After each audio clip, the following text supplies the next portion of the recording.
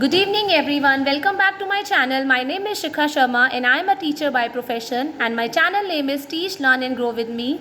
So moving on to deficiency disease, क्योंकि हमारा ये टॉपिक रह गया था. It is the last topic of the chapter number 2.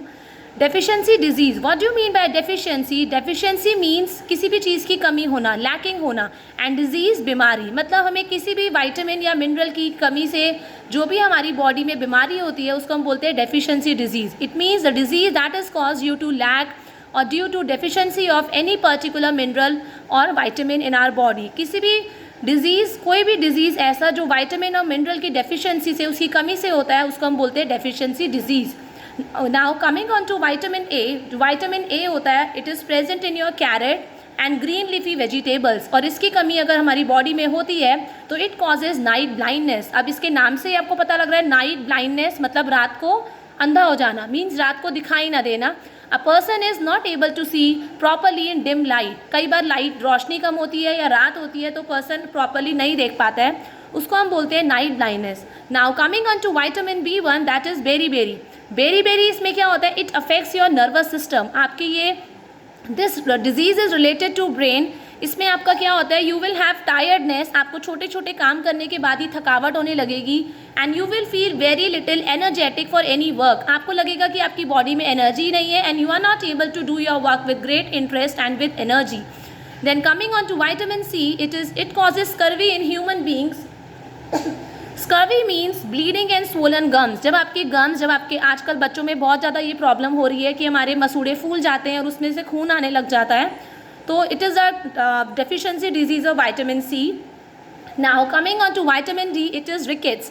Rickets में क्या होता है, your bones become soft and bend. आपकी बोन्स क्या हो जाती हैं, बहुत ज़्यादा सॉफ्ट हो जाती हैं और धीरे धीरे बेंड होने लग जाती है.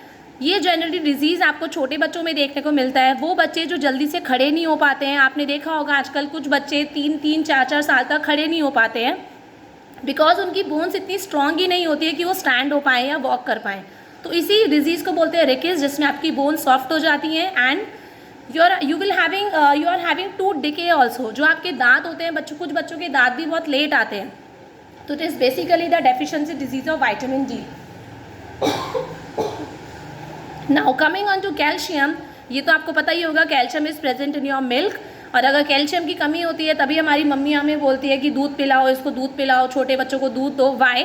बिकॉज अगर हम दूध नहीं पीते हैं तो हमारी बोन्स वीक हो जाती हैं और हमारा टूथ जो होते हैं ख़राब होने लग जाते हैं. एंड कैल्शियम की कमी की वजह से ये दोनों डिजीज़ होते हैं.